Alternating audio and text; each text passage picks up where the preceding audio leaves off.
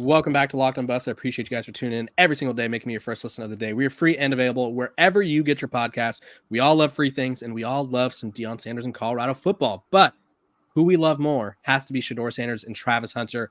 They are arguably the most dynamic duo in college football. They are arguably the most, I would say, intriguing duo in college football. I think there's a lot of people dialed into everything that they do. So, Dalton, talk to me about one. How many wins do you think they're worth? Like these two as individuals, how many wins do you think they could get Colorado over?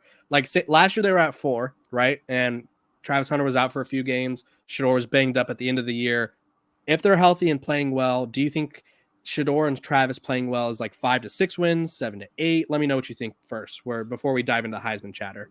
Just the two of them themselves. I mean, I almost it's half kidding, but I almost want to say they're worth all of the wins, right? For this team, they're worth all of them, right? Like because we talk about Shedeur like he's a top 3 quarterback returning to college football, right? And Travis Hunter is arguably the single most talented football player in the game. I mean, my co-host Max Chadwick calls him the Shohei Ohtani of college football. Ooh, I like that. Right? Like it's the receiver, the corner thing. Even we haven't seen this since a Deion or a Charles Woodson. It's such a unique situation with Hunter. But I'll start with Sanders. His quarterback is obviously so much easier to quantify than everything Travis Hunter does. They just need to protect him, man. And the physical tools don't jump out at you. He's 6'1". He's got a B to B plus arm. He's got decent, but not like Lamar Jackson mobility. But for me, what I was impressed with, you mentioned that TCU game, immediately was his ability to process coverages and make quick decisions. And I think everybody goes, well, Shedeur's the big personality. And he's doing the rapping and Deion's his dad and all this stuff. But I go, no, this guy knows football, man. He came up with an elite pedigree. He sees defenses like an NFL quarterback would, right? And that's his biggest attribute. That very well could get him drafted in the top 20, in the top 10 of the draft, right? It's his ability to see coverages and make quick decisions. He just needs to be protected. Now, some of the sacks that you mentioned earlier and pressures are created from himself. He's trying to do a little bit too much, carry a team that was struggling and all that stuff. But when he's in a clean pocket for us, he had the 3rd best grade in the country. The only 2 guys ahead of him were Caleb Williams and Jaden Daniels, who went 1-2 in the draft. So pretty good quarterbacks there. Pretty darn good guys who are going to be stars for a long time, right? And it's just shown over and over when Shedeur is clean. He sees the field. He processes like an NFL quarterback. He makes quick decisions. He gets the ball where it needs to go accurately. He does all the things you asked for in a quarterback, right? As far as his throwing, because I think he still only threw, 3 interceptions last year. He doesn't put the ball in danger at all, even through all those hard times. He might take too many sacks, but, there's a lot of coaches that have said, rather have you take a sack than throw the ball into traffic, right? They just ran out of gas, and they ran out of things to work with last year in the trenches. If this offensive line is significantly improved, I would expect Shedeur to contend for a Heisman. I would, because he's just in a clean pocket, because that's really what it's about. You get in a clean pocket, you make the quarterback his own variable. You take all the pressure and any of the noise around him out of it. And when that's been the case, Shedeur's been elite, right? You just have to make him clean more often.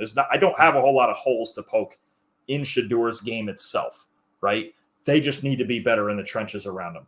As far as Hunter goes, I mean, he's just a freak. It's hard to describe when you talk about if he didn't take that cheap shot against Colorado State, he would have somewhere around 85 catches and 1,100 yards last year as a receiver, and probably something like 2 or 3 more interceptions. You could argue, had he played the entire season last year, I don't know if he would have beat Jaden Daniels, because I love Jaden Daniels, and he was the best player in the country for the Heisman. But if he has a season like that this year, you're really talking about Travis Hunter. You can see both of them in New York. If everything goes best case scenario for Colorado, they could have 2 guys going to New York for the Heisman ceremony. I don't know which one would win it. It would depend on the numbers and everything else going on. But you could really, really see, wow, these are like the 2 best players in the country, which is insane to think about for a team that, they won 4 games last year, but that's how much potential there is in Boulder right now. Yeah, the potential's through the roof. And like you talk about having 2 Heisman finalists, I don't think Colorado fans ever really expected that. And I kind of did something about Shedeur's Heisman hopes and sort of what he needs to do, because obviously we think of the Heisman as a quarterback award these days. Dating, I think, back to 2013, there's only been 2 non-quarterbacks, and they both happen to be Alabama guys. And every quarterback, this was sort of my benchmark for fans to sort of see if Shedeur was on track. Every quarterback through that time span, 2013 till last year, they've either had 4,000 touchdowns or 4,000 touchdowns. That'd be an insane season. 4,000 yards, 40 touchdowns. And if they didn't have those marks, they had like 20 rushing touchdowns, which is Lamar Jackson, I think Marcus Mariota, and maybe Johnny Manziel was one of those guys as well. But Shedeur Sanders has the potential to throw for 4,000 yards, 40 touchdowns. And then Travis Hunter, while he's not an Alabama guy, because obviously those are the only two guys that we've seen win the award, he just brings a different element that we haven't seen. I think the best two-way player, at least that I remember over the past sort of decade, was either Adoree Jackson or Miles Jack. And neither of those guys were like full-time like Travis Hunter. And so he really brings a new element to this team. And if you're Colorado, what do you like? Advice for Colorado fans here, Dalton? How do you appreciate this duo for one final ride? Like how do you just appreciate this year? I mean, hopefully you appreciate it because they're winning and they're in playoff contention, right? But no, I think you're seeing one with Travis, just an absolutely freakish talent. Like those two guys you just mentioned were really good players, but even Adoree Jackson only played receiver like a bit, like kind of a real part-time thing at USC, sometimes some gadget stuff. Like this is not something we have seen. I mean, let's put it this way. Travis last year missed the better part of 4 games and still led the nation in snaps played. It makes no sense. When I saw in the Stanford game, I believe he played something like 157 snaps. Is that what I had down? It was somewhere around 160. Right. I go, that's inhuman. Guys get to 80 or 90 in their shot, and he's out here playing 160 and playing both ways and having to cover. I know it went kind of rough in the second half, having to cover a guy in like Alec Eilmaner, who's one of the best receivers in the country. What they ask him to do is off the charts, which is the part where I hope, you asked the receiver question before. They've got those 4 guys and they've got a Marion Miller, but I would think there's some rest maybe to be had on offense. If they can block, if they can run the ball, if I've got this big breadth of receivers, I've got Will Shepard and Wester and all these guys.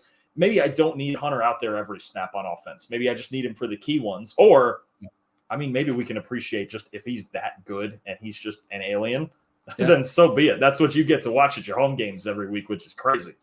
Yeah, I was actually, that was my next question, was how do you manage Travis Hunter? And I think you answered it perfectly. They have elite receivers. And while I personally think his future is at receiver, and I personally would, if I was him, I'd probably want to play receiver just because there's more money, more longevity and stuff like that. That's been my stance on Travis Hunter.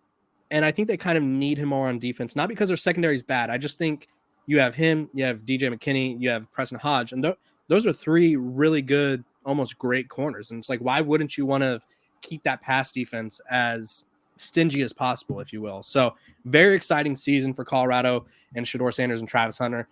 Dalton, before you go, give me like your perfect scenario for Shedeur and Travis and then Colorado as a whole. Like, is it them in New York and Colorado wins or is contending for the Big 12 or in the Big 12 title game? What is your perfect scenario for Colorado? Yeah, I think if you're talking upper band, like, wow, this is actually the story of college football, I think you're talking probably something like 10-2, right? And competing, you get to 10-2 and we'll see how the Big 12 title game goes. And you're on that border. If you win it, you're a top 4 seed. And if you lose it, maybe you're on the border, depending how things went and your losses and whatever. And there's a lot of factors in this 12-team playoff that are going to be fun. Certainly, you mentioned 4,000 yards and a bunch of touchdowns for Shedeur. What's going to happen here, and it's not the flashy stuff, and Shedeur and Travis and those guys are going to get all the headlines.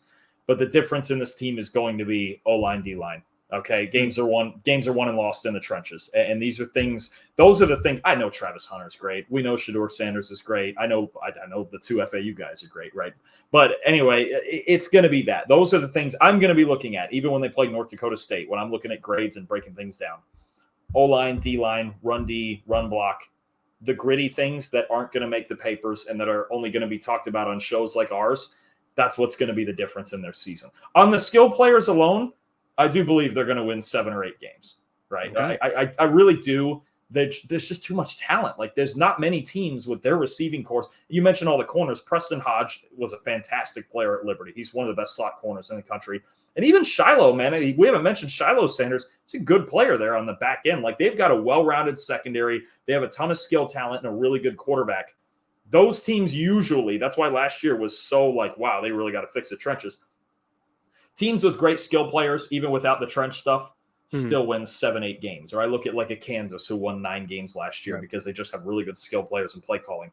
That 7 wins should be the floor for this team. I really believe that. They should not win just 4 games again. But yeah, no, the ceiling is conference contention, playoff contention, possibly 2 guys in New York. We'll see maybe if it's just 1 or how the voters want to go about that. But all of that stuff is on the table. But it's going to start week to week with playing better in the trenches. And there's going to be a boatload of teams testing that in the Big 12, especially their front 7. Whew, that's a lot of excitement. A lot of things to be excited about, Dalton. I appreciate you for hopping on. I appreciate you for taking the time. Tell the people where they can find you, what you're working on before we head out.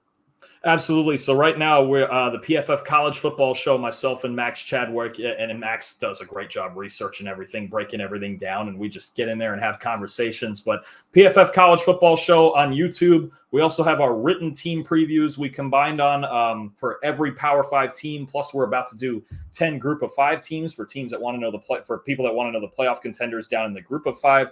That's all on our website with a PFF Plus subscription. There's other articles that are free. Those are behind the paywall. But right now, I forget through the date. I think it's the end of August. If you use the code CFB25, you'll get 25% off a PFF Plus subscription to see all of the stats I was talking about today. And as we get into the season, we'll have game previews, 5 or 6 game previews of the biggest games of the year every single week, including probably a lot of Colorado games. So if you want to see the visuals, on top of we have fantasy tools and betting tools and all that stuff, CFB25 to get 25% off PFF Plus. Yeah, go check it out. They have a lot of great data. They have a lot of great analysis there. Dalton and Max, those guys are grinding all the time, and we appreciate them and we love their work. I appreciate you guys for tuning in to Locked On Buffs, making me your first listen of the day. We're free and available wherever you get your podcasts. Make sure to like, subscribe, follow, share this with a friend, and I will see you guys tomorrow.